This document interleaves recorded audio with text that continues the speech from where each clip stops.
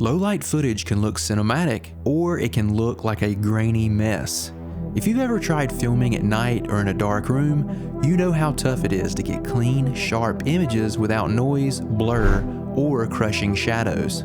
In this video, I'll show you the best settings, lighting tricks, and camera choices so you can master low-light cinematography. This is Cam Films. Images shot in low light are some of my absolute favorite. It's so beautiful to me seeing a character emerge out of the darkness. And I also love to shoot using natural light.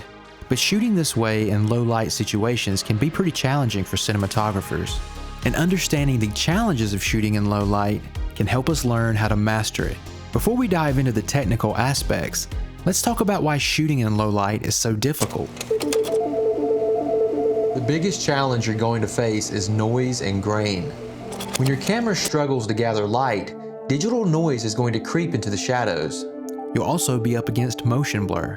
A slower shutter speed helps gather more light, but it can also cause unwanted motion blur. Your images can also lack detail. In extreme low light, you risk losing crucial details in the shadows of your images, and you're going to have limited dynamic range. Darker footage can crush shadows, making post-production difficult. The Revenant was shot entirely with natural light. For night scenes, they relied on firelight, practical torches, and a very careful approach to exposure. This created an immersive and realistic atmosphere while pushing the limits of digital cinematography. The camera you use plays a huge role in how well your footage looks in low light. Some cameras perform exceptionally well in the dark, while others, like using your mobile phone, can fall apart pretty quickly. Here are some key features to look for in a low-light camera. Sensor size. Full-frame sensors generally perform better in low light than something like a micro Four Thirds camera. ISO performance. Some cameras like the Sony a7S III or the Canon C70 are built for high ISO performance with minimal noise. Dual native ISO. This feature allows cameras to optimize image quality at two different ISO levels, reducing the noise. And bit depth and dynamic range. The more bit depth your camera has, 10 bit or higher for example, the more detail it retains in the shadows. Your lens is just as important as your camera. A fast lens can make a world of difference when shooting in the dark. Here's a list of some of the best lenses for low light. If you're shooting low budget, look for older manual focus lenses. They're cheap and often have fast apertures perfect for low light cinematography. If you're on a budget, don't worry. I'll show you how to get great results even with entry-level gear later in this video. Nightcrawler was shot using the Sony f55, a digital cinema camera with excellent low light capabilities. The cinematographer took advantage of available light sources, street lights, car lights, headlights, and neon signs, rather than setting up artificial lights. This gave the film its authentic and raw aesthetic.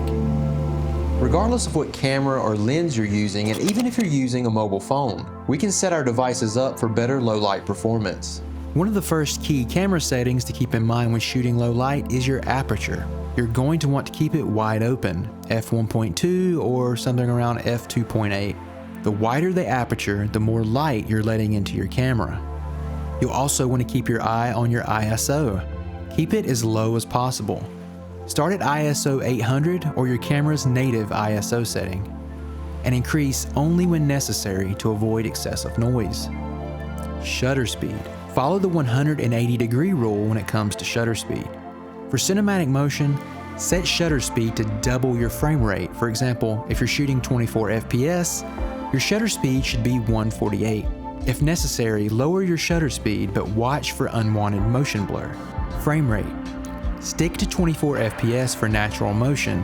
Higher frame rates like 60 FPS or 120 FPS need more light, so use them sparingly. And shooting in a flat or log picture profile will help retain details in the shadows for better post-production flexibility. Contrary to popular belief, shooting in low light doesn't mean shooting with no light.